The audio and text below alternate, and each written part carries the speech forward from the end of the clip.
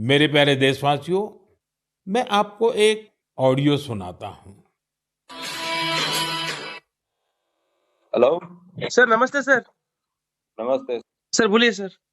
देखिए, ये जो आपने एफआईआर नंबर मुझे सेंड किया है, इस नंबर के खिलाफ 17 कंप्लेंट्स हमारे पास। आप ये नंबर यूज कर रहे हैं?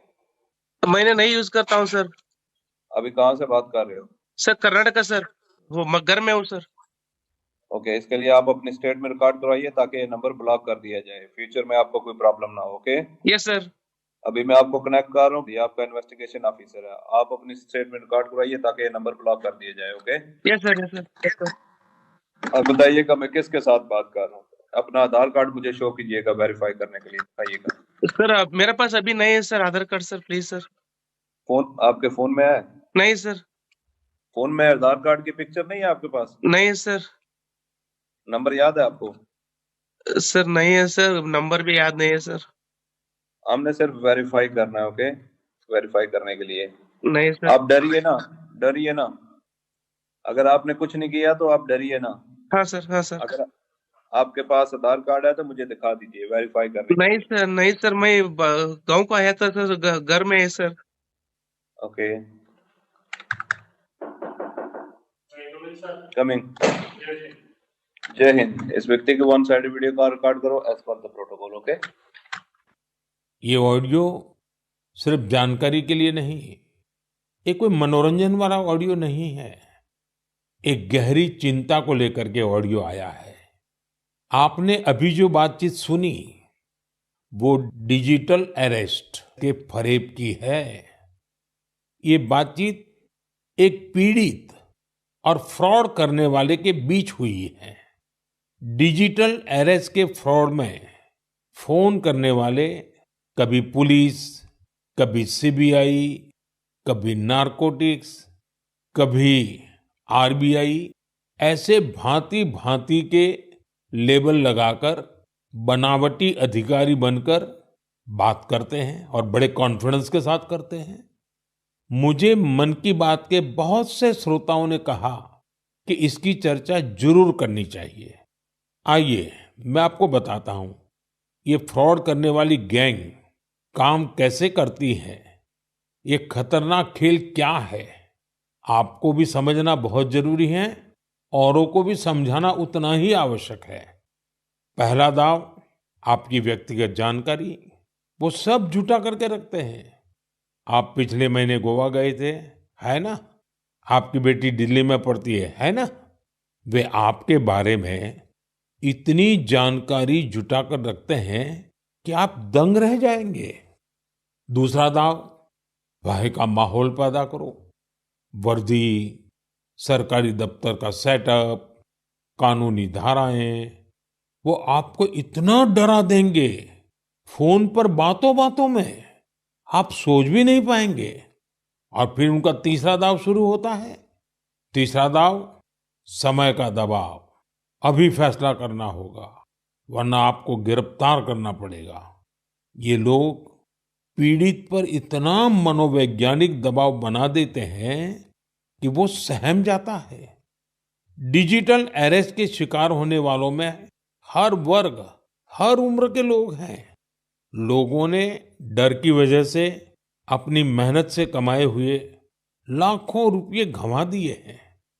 कभी भी आपको इस तरह का कोई कॉल आए तो आपको डरना नहीं है।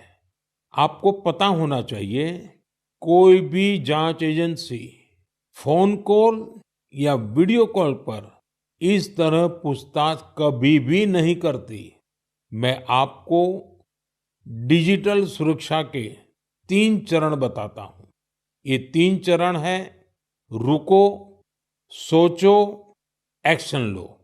कॉल आते ही रुको, घबराए नहीं, शांत रहे, जल्दबाजी में कोई कदम न उठाएं, किसी को अपनी व्यक्तिगत जानकारी न दें।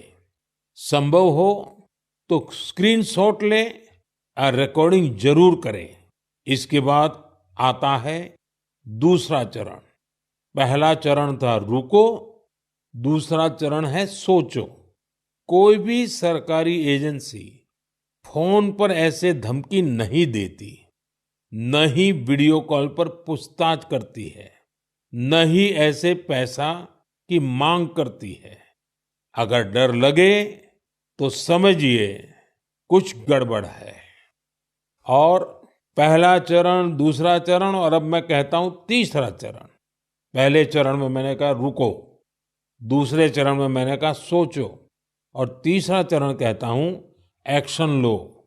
राष्ट्रीय साइबर हेल्पलाइन 1930 डायल करें, cybercrime.gov.in पर रिपोर्ट करें, परिवार और पुलिस को सूचित करें, सबूत सुरक्षित रखें। रुको, बाद में सोचो और फिर एक्शन लो। ये 3 चरण आपकी डिजिटल सुरक्षा का रक्षक बनेंगे। साथियों, मैं फिर कहूंगा, डिजिटल अरेस्ट जैसी कोई व्यवस्था कानून में नहीं है। ये सिर्फ फ्रॉड है, फरेब है, झूठ है, बदमाशों का गिरोह है। और जो लोग ऐसा कर रहे हैं वो समाज के दुश्मन है। डिजिटल अरेस्ट के नाम पर जो फरेब चल रहा है उससे निपटने के लिए तमाम जांच एजेंसियां राज्य सरकारों के साथ मिलकर काम कर रही है। इन एजेंसियों में तालमेल बनाने के लिए नेशनल साइबर कोऑर्डिनेशन सेंटर की स्थापना की गई है।